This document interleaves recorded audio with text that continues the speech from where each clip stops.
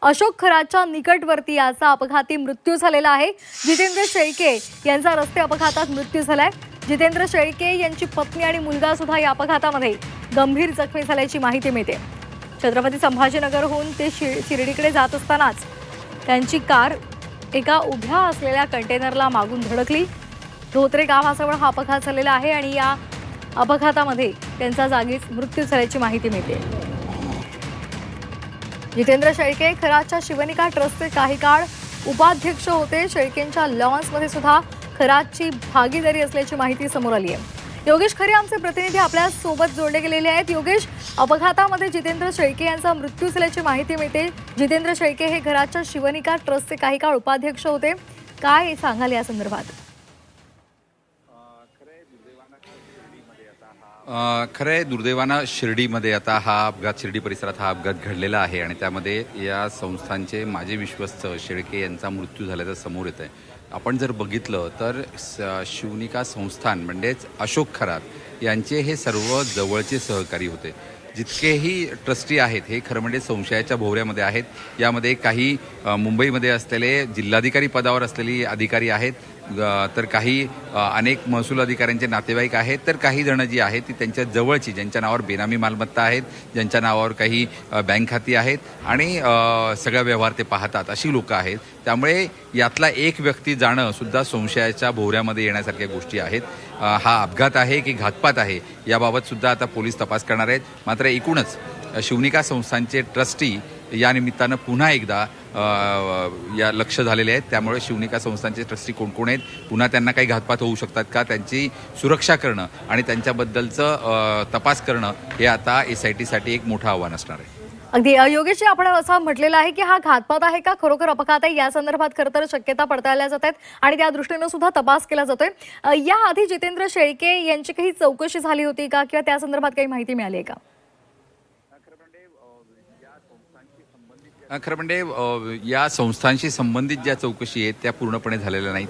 केवळ नाशिकच्या सिडको कार्यालयात झालेल्या ज्या काही घटना आहेत त्या संबंधित चौकशी या ठिकाणी करण्यात आली।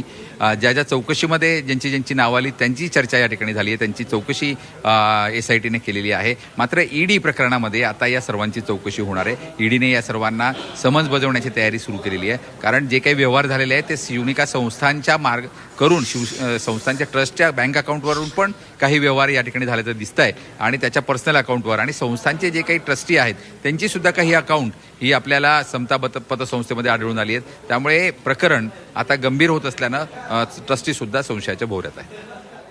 अगदी, त्यामुळे शेळकेंच्या लॉन्समध्ये सुद्धा खराची भागीदारी असल्याची माहिती मिळते आणि त्याचबरोबर जितेंद्र शेळके हे शिवनिका ट्रस्टचे सुद्धा काही काळ उपाध्यक्ष होते। मात्र आता त्यांचा अपघाती मृत्यू झालेला आहे, त्यामुळे आता या संदर्भातली पूर्ण तपासणी केली जाणार आहे। हा अपघात होता की घातपात होता हे पाहणं सुद्धा महत्त्वाचं आणि त्या दृष्टीने तपास सुद्धा केला जाणार आहे। आताची महत्त्वाची बातमी आपण पाहतोय, अशोक खराच्या निकटवर्ती याचा अपघाती मृत्यू झालेला आहे। जितेंद्र शेळके यांचा रस्ते अपघातात मृत्यू झालाय। जितेंद्र शेळके यांची पत्नी आणि मुलगा सुद्धा यामध्ये गंभीर जखमी आहेत।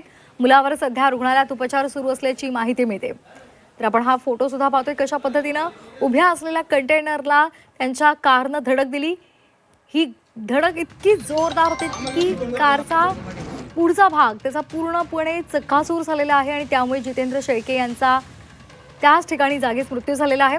मात्र या अपघातानंतर मात्र आता शंका कुशंका व्यक्त केल्या जात आहेत, कारण सध्या अशोक खरात प्रकरणात मोठ्या प्रमाणात सखोल चौकशी केली जाते आणि ही चौकशी सुरू असताना जितेंद्र शेळके यांचा अपघात होतो, जितेंद्र शेळके यांचा मृत्यू होतो आणि त्यामुळे हा खरोखरच अपघात आहे की घातपात आहे या संदर्भातल्या सगळ्या शक्यतांचा विचार करता याचाही सखोल तपास केला जाणार असल्याची माहिती मिळते। छत्रपती संभाजीनगरहून शिर्डीकडे जात असताना हा अपघात झालाय। धोत्रे गावाजवळ कारची उभ्या असलेल्या कंटेनरला मागून धडक बसलेली आहे। खरातला अटक झाल्यापासून जितेंद्र शेळके तणावात असल्याचं सुद्धा कळतंय। या संदर्भात आणखी माहितीसाठी आपण पुन्हा एकदा जाणार आहोत आमचे प्रतिनिधी योगेश खरे यांच्याकडे। योगेश, आणखी एक महत्त्वाचा मुद्दा म्हणजे खरातला अटक झाली, त्यानंतर मोठ्या प्रमाणात आता चौकशी होते। सुरुवातीला पोलिसांनी तपास केला, त्यानंतर SIT ने तपास केला आणि आता यामध्ये ED आणि आयकर विभाग सुद्धा आलेला आहे। त्यांच्याकडून सुद्धा नोंदी तपासल्या जात आहेत, काही कागदपत्र मिळालेली आहेत, त्याचबरोबर काही कच्च्या नोंदी सुद्धा हाती लागलेल्या आहेत आणि या सगळ्याच्या पार्श्वभूमीवर खराशी संलग्न असलेली जी मंडळी आहेत त्यांचा ताण वाढलेला होता। जितेंद्र शेळके सुद्धा तणावात असल्याची माहिती मिळत होती। खरं आहे. अशोक, आपण जर बघितलं कॅनडा कॉर्नरच्या ऑफिसला आज ईडीच्या लोकांनी भेट दिली. त्या ठिकाणी असलेली कागदपत्र काही ताब्यात घेतलेली आहेत. काही छोट्या डायरी आहेत ज्याच्यामध्ये काही नोंदी करून अशोक खरातने ठेवलेल्या आहेत, त्यासुद्धा या ठिकाणी ताब्यात घेण्यात आलेल्या आहेत. आपण बघू शकतो की जशी जशी एक एक केस संबंधित येते त्या संबंधित असलेली कागदपत्र ही जप्त केली जातात. तशी कारवाई आता ईडी या ठिकाणी करताना दिसतंय. यामध्ये जर तर शेळके हे प्रमुख गुंतवणूक करणारे. योगेश, मी होते, आपल्याला असं म्हटलं थोडंसं जातं. थांबवतोय. सुषमा खरा त्यांचे अंधारेंची प्रमुख प्रतिक्रिया भागीदार आलेली आहे, होते. त्या काय म्हणतात आपण पाहूयात एकदा.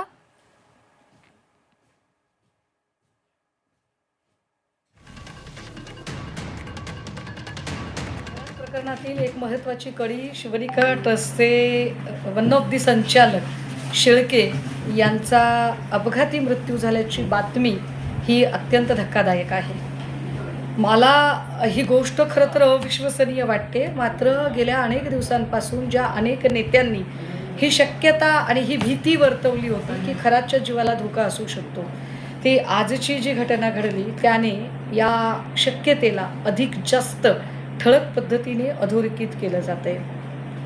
कदाचित खरात प्रकरणातली काही सत्यच बाहेर येऊ नयेत असं काही लोकांना वाटतंय का?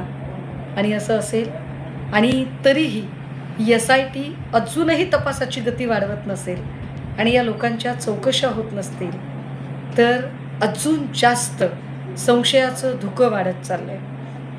शेळके हा गुन्हेगारच होता की नव्हता हे कायद्याने ठरवलं असतं. शिक्षा कायदा देईल, कोणाचाही जीव घेण्याचा अधिकार कोणालाही नाही. पण जी घटना आजची घडली ती मात्र एकूण तपास यंत्रणा आणि एकूण शासन व्यवस्था या सगळ्यांवरच प्रश्नचिन्ह निर्माण करणारी आहे, एवढं नक्की.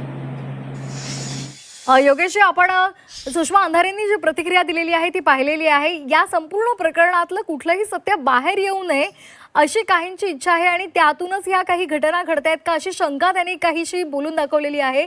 आता मगाशी पण तुम्ही त्या संदर्भात सांगत होतात की जितेंद्र शेळके असतील किंवा इतर जी शिवनिका संस्थांशी संलग्न असलेली काही मंडळी असतील त्यांच्या तणावामध्ये यामुळे भर पडलेली आहे. तसंच त्यांच्या जीविताला सुद्धा धोका उद्भवण्याची शक्यता वर्तवली जाते.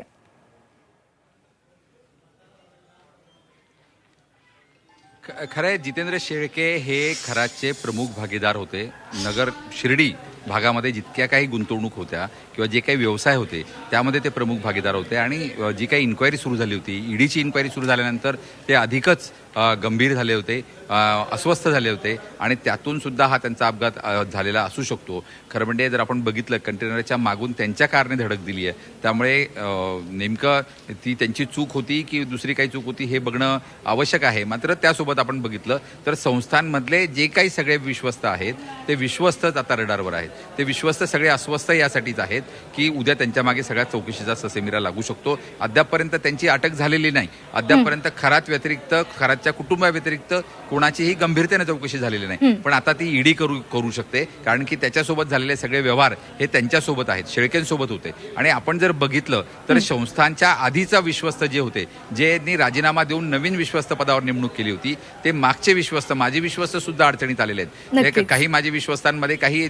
महसूल अधिकारी आहेत आणि शेळक्यांसोबत जे काही व्यवहार झालेले होते त्यामध्ये सुद्धा काही महसूल अधिकारी होते. त्यामुळे आता हा संपूर्ण उलगडा यामध्ये झाला पाहिजे. SITनं आणि या ईडीने पूर्णपणे या प्रकरणाची नीटपणे चौकशी केली पाहिजे.